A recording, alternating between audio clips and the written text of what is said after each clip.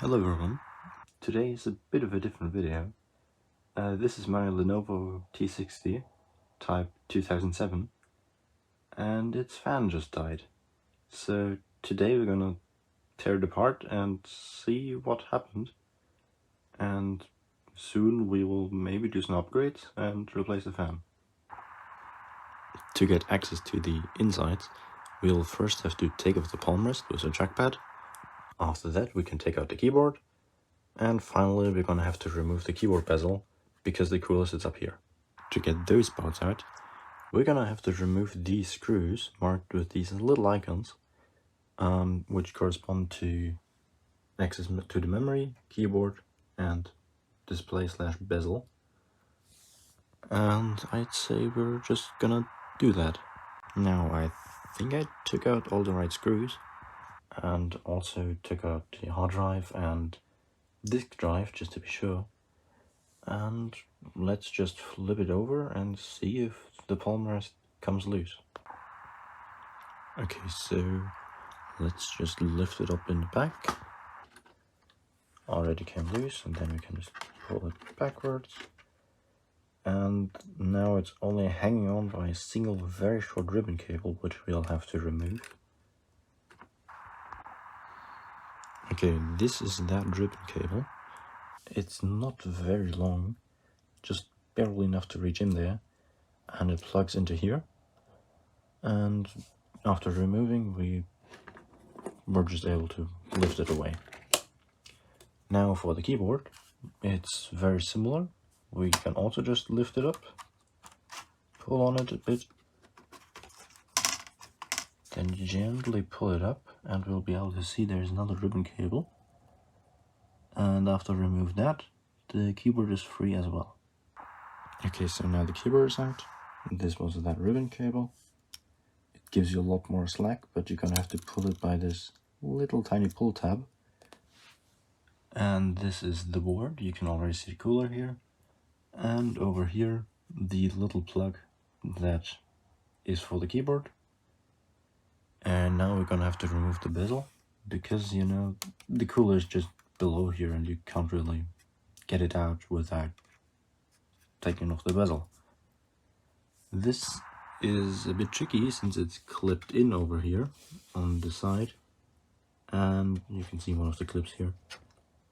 And due to the VGA port, there's a little tiny indent in it, and you might already be able to see it. It likes to break, and mine already has a slight break in it, so you gotta be careful with it so that you don't snap it. But on the other side, it's a lot easier since there's no need for that little indent. But before we're able to remove the bezel, we're gonna have to take out these little screws that hold in the display cable, and also have these tiny antenna cables in that little clip for Wi-Fi. And these have to be taken out since this metal piece here is connected to the bezel. Now, in addition to those other screws on the other side, to remove the bezel you also have to take out this little tiny screw in the feet. It's just on this one side. The other side doesn't have a screw, it's just clipped in. And once you remove it, you can just take out the bezel. Okay, so I've unclipped and unscrewed everything, so we can now just gently pull it out a bit. And be careful with these cables here. And there we go, the bezel is out. And now we can take a closer look at the cooler. I believe this is what's known as a version 2 cooler, since this thing has an ATI graphics chip in it, I believe an X1400 or something like that, and a Core 2 Duo T7200. And yeah, it does look a bit unusual for a cooler with the fan in this copper shroud, and the real magic is on the other side, because you can see there's a bit of a silver piece of metal down there, and that's actually part of the fan. At this point we can already remove the cooler. Just remove the Wi-Fi antennas from the cooler itself, and then carefully unscrew these screws here, So you can lift off this retention bracket for the graphics chip, and afterwards you can take out the 3 remaining screws for the CPU. But again, be careful, there's no IHS on any of these, so you can easily crack a core. Alright, all the screws are out now, so let's just remove this little retention bracket. It's just held on by this little edge.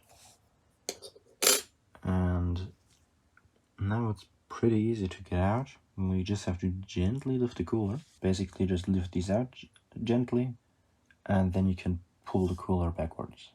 Okay, I meant to get the thermal paste loose. So we can now lift it up and gently pull. And now the laptop wants to tip, of course. Let's play a bit differently. And gently lift it up. Be careful with the Wi-Fi antennas, they like to get stuck on various things like this here. And now we can lift it over. You can see the thermal paste and thermal pad here. There the CPU and the graphics chip, as well as the north bridge, I assume. And here's the fan cable. We're gonna have to remove that so we can remove the fan.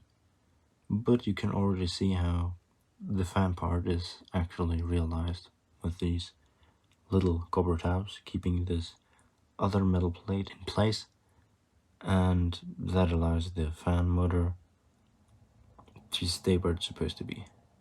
Okay, so to actually get the fan out, we're gonna have to take a look at these little copper tabs here.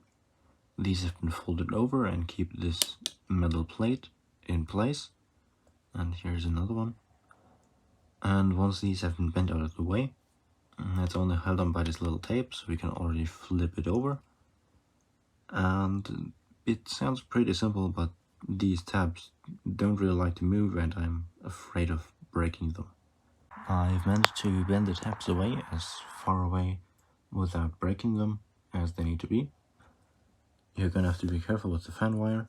You might have to make a little cut in here so you can actually lift it off. But once that's done, we can now just gently lift it up. And here we have the fan itself, and there the heatsink. Now, the fan makes a horrible racket when trying to spin up, and recently died completely, so it doesn't even spin up at all. And it feels like the bearing is very warm, it kind of wiggles around. And yeah, but it still spins. So I'm just gonna have to get a new fan, and we'll see what happens with the new fan.